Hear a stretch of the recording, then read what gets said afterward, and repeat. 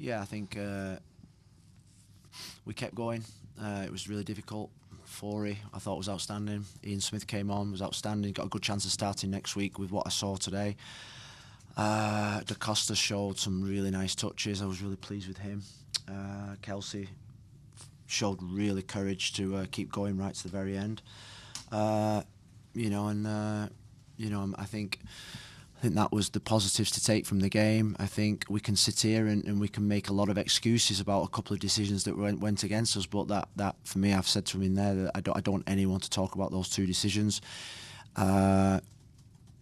I'm more concerned about how a guy, when he's 4 versus 1 at the back, gets through on goal. We can make all the excuses whether we thought it was a red card or a foul or not. For me is that guy should never be in that position anyway. So, and then obviously the third goal, was it handball or not? I think everybody in the stadium saw it. But like I say, it was still 80 yards from goal. It's not as if it was a goal line clearance or it was on our 6-yard box. It was 80 yards from goal, and we got punished. So I think what we saw today, we saw a team that a 16 that probably had 8-9 players under the age of 23 that we now need to start growing up fast against playing in the big boys league. And that's the message I told them in there, that we have to start growing up and growing up fast. I thought they had it too easy in terms of duels. They won a lot of duels and a lot of 1v1s, and we were just all nicey thinking that we're still in Coachella. You mentioned the game last year. Did you see any similarities between this game and how last season's game against Vancouver went? Not really. I mean, the feeling felt the same. That's the only thing that felt the same. The feeling of oh dear. But I think I've got a lot of trust in these players. Got a lot of trust in what we're doing, and I suppose the best thing is it happened on the first day and not the last year. Like last year, I think that's. We can recover. We have to recover. We have to get our players back fit. And the players that are in that starting 11 today, there's 3 or 4 of them that played nowhere near their level. And I think over the next few weeks, I think the selection will reflect that. Love to hear a little bit about the backline selection for today and how Kamal Miller's unavailability impacts future games. If you can expect anybody coming back from injury, Darius Oparic or Miguel Araujo being available next week, or how's that shapes up for future lineups? No, I mean, Dario Zupric has got a bad injury. Miguel Araujo's in Peru getting his green card, so that process normally takes 10 days. But we've got every faith in Ian Smith. He's been our best player in pre-season. In hindsight, probably should have started today. So we've got every confidence in the back line. Finn Sermon got 60 minutes today. He's not trained at all. He's only played 30 minutes. He was really sort of like blowing when he came off, but he'll start next week because he's someone that we have a lot of faith and trust in, and we're just going to make sure we're playing against a team that's got good forwards, and we need to be better. And then just a quick follow-up also. David Da Costa made his debut. He looked to he kind of elevated the energy, I think, for the first few minutes that he was out there. Yeah. Just your summation of his minutes on the field in tough situations and what that could mean for him with minutes moving forward. I was really impressed. I was impressed with his work ethic. I was impressed with his attitude. I was impressed with, as soon as he came on the field, everybody else seemed to get confidence from him, taking the ball. That's what the DPs bring you. They bring you that extra bit of quality and confidence and belief. And he will start next week. I think if it would have been a day sooner, he would have started this game. But we'd prepared all week with a certain team, and we didn't expect it to come so quickly. And then on Saturday morning we got it through. So he will start next week. Phil, it was a small sample size the first 10 minutes before the red card of how the team was playing. But what can you tell me about those initial minutes, how the team was playing, and how you want this team to play from now on? Well, I think the first 10 minutes are a little bit of a blur at this moment in time compared to the other 80, because we didn't have any time to really settle into any kind of shape or system that we'd been practicing in for 2 or 3 weeks. So I think it's unfair to judge that the first 10 minutes, because it was frantic, it was hectic. I thought we started bright.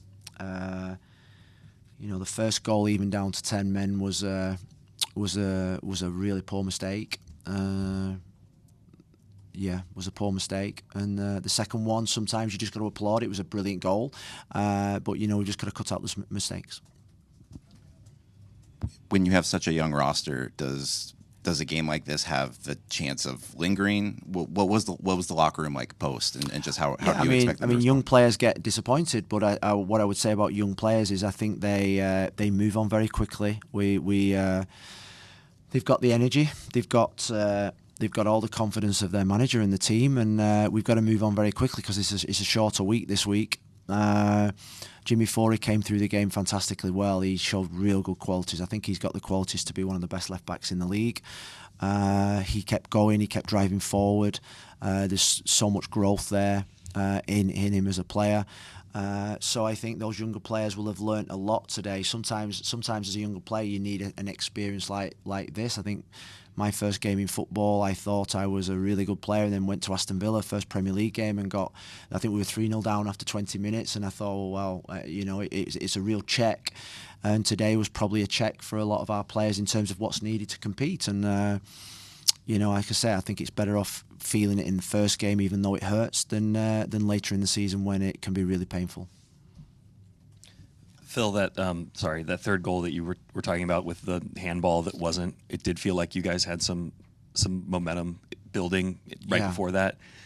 Understanding that, there were still 80 yards and all that, but like how deflating was kind of that moment, and did that strip any chance you had of trying to claw back into that one? Yeah, because it felt like Da Costa had come on and he'd not just lifted the team, he'd lifted the whole stadium, and then all of a sudden, did you think it was on ball?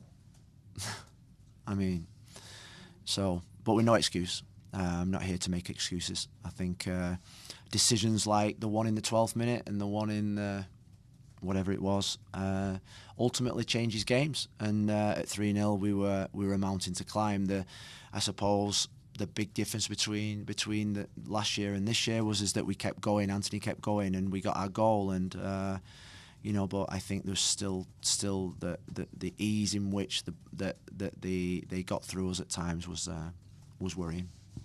Can you just describe to me the emotion you're feeling right now about this game? Because it doesn't feel like fiery or angry, so I just want to know, No, because I don't want to make excuses. I can come in here and I can say X, Y, Z about certain situations in the game, and but like I say, we'd worked really hard all season about being a really good defensive unit, about being compact shape, and one ball over the top cost us the game.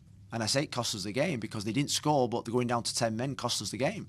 So that's poor positioning, poor defending, not sticking to the game plan. So that for me is all I'm thinking at this moment in time, is how we can improve that, because we can't do anything, we can't control anything about what the referee does, we can't control anything about what the opposition do. We can control our own emotions and feelings, and my emotions and feelings tonight is that fundamentally that piece of defending for that instant that cost us the game and the first goal, that's not on the referee. We can say what we want about Victor, the referee. We can be here all night talking about about some of the decisions, but really at the end of the day, Victor didn't make that decision. Victor didn't stay with his run. Victor didn't make the pass for the first goal. So for me, I say control the things that we can control, and we can sit here and hide behind the referee, which probably in a season I will do, but that's not for today, because you know what? At the end of the day, even though I have real strong opinions on what I saw by the referee, we lost that game ourselves, not the referee.